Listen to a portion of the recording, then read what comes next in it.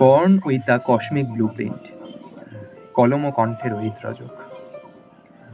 সবাই জন্মায় একটা জায়গায় মানিয়ে নেওয়ার জন্য, কিন্তু কিছু মানুষ জন্মায় নিজের জায়গাটা নিজে তৈরি করার জন্য। এই ছেলেটার জীবন শুরুই হয় একটা অদ্ভুত সমস্যায়। সে ছোটবেলা থেকেই বুঝতে পারে সে ভিড়ের মতো নয়। সবাই যেখানে সহজে মিশে যায়, সে সেখানে নিজেকে আলাদা অনুভব করে। সে আলাদা, আর এই আলাদা হওয়াটাই প্রথমে অভিশাপ। মানুষ হাসে, কথা বলে, চলতে থাকে, কিন্তু তার ভিতরে সবসময় একটা প্রশ্ন ঘোরে, আমি কেন এমন অনুভব করি যা বাকিরা করে না? সে যুক্তি দিয়ে সব বুঝতে পারে না। অনেক সময় কোনো কারণ ছাড়াই মনটা ভারী হয়ে যায়। মানুষ ঠিক আছে বললেও তার ভেতরের ক্লান্তি সে ধরে ফেলে। এই সেন্সিটিভিটি তাকে দুর্বল মনে করায়। ধীরে ধীরে সে বুঝতে শেখে এটা দুর্বলতা নয়, এটা শেখা কিছু না, এটা বর্ন ইনটিউশন। সে আগে অনুভব করে, পরে বোঝে। কিছু ভুল হলে তার মন আগে থেকেই সতর্ক করে দেয়। এটা কোনো ট্রেনিং না, এটা তার জন্মগত সেন্সর। সে চুপচাপ। মানুষ ভাবে সে পিছিয়ে, সে খুব লাউড না, নিজেকে জাহির করতে পারে না। ফলে মানুষ ভাবে সে বুঝি নেতৃত্ব দেওয়ার জন্য তৈরি নয়। কিন্তু তার নামের ভেতর সূর্যের কম্পন আছে। সে কম কথা বলে, কিন্তু তার উপস্থিতি বেশি।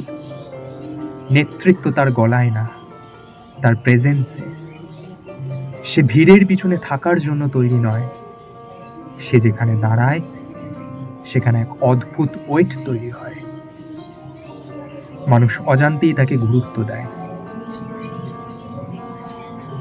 সে বেশি দেখে, এটা তাকে ক্লান্ত করে। তার চোখ আলাদা। সে শুধু দেখে না, ভেদ করে দেখে।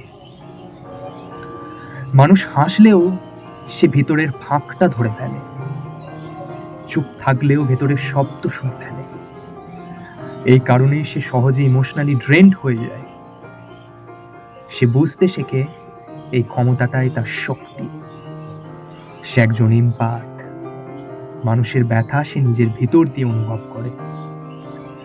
এই কারণেই তার কথায় কাজ করে একটা হিলিং ভাইব্রেশন। অনেক সময় সে নিজেও জানে না, কিন্তু তার পাশে মানুষ থাকলে হালকা হয়ে যায়। সে ভেঙে পড়ে বারবার। জীবন তাকে আছড়ে ফেলে, বিশ্বাস ভাঙে, মানুষ ছেড়ে যায়। এক সময় মনে হয় সব শেষ। কিন্তু এখানেই সে আলাদা। সে ভেঙে পড়ে, কিন্তু শেষ হয় না। তার ভিতরে কাজ করে ফোনিক্স এনার্জি। মানুষ যখন ভাবে সব শেষ, ঠিক তখনই সে ছাই হয়ে উঠে দাঁড়ায়। হার মানা তার জন্মগত কোডে নেই। একদিকে তাকে শক্ত হতে হয়, অন্যদিকে তার অনুভব খুব গভীর। এই দ্বন্দ্ব তাকে ভিতরে ভিতরে টানে। তার ভিতরে একই সাথে একজন যোদ্ধা আর একজন কবি বাস করে। একদিকে কঠোর সিদ্ধান্ত, অন্যদিকে গভীর কম্প্যাশন। এই মিস্টিক ডুয়ালিটি তাকে সম্পূর্ণ আলাদা মানুষ বানায়।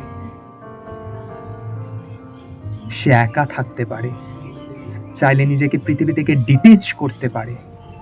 মানুষ ভাবে সে নির্লিপ্ত। এই নির্লিপ্ততাই তাকে বানায় একজন গভীর চিন্তক আর পর্যবেক্ষক। তার নীরবতা অনেক সময় শব্দের চেয়েও বেশি শক্তিশালী। দ্য ফাইনাল সিল্ট, সবচেয়ে অদ্ভুত ব্যাপার, তার জীবনে বারবার দেখা যায় চরম বিপদের মুহূর্তে কোনো না কোনো অদৃশ্য সাহায্য এসেছে। এটা কাকতাল নয়, এটা ডিভাইন সিল্ড। সে ইউনিভার্সালি প্রোটেক্টেড। সে শুধু নিজে বদলায় না, সে শুধু নিজে ইভলভ করে না, যাকে সে ছোঁয় তাকেও বদলে দেয়। সে একজন কিং মেকার। তার পাশে থাকলে মানুষ নিজের ভিতরের শক্তি দেখতে পায়। সে সাধারণ ঘরে জন্মাতে পারে, কিন্তু তার ভিতরের নকশা সাধারণ নয়, রাজাদের মতো। এটা গড়ে তোলা পরিচয় নয়, এটা শেখা ক্ষমতা নয়, এটা জন্মের সাথে পাওয়া এক কসমিক ব্লুপ্রিন্ট। আপনার জীবনে কি কখনো এমন কাউকে দেখেছেন, যার চোখ, নীরবতা আর কথার শক্তি আপনাকে থামিয়ে দিয়েছে?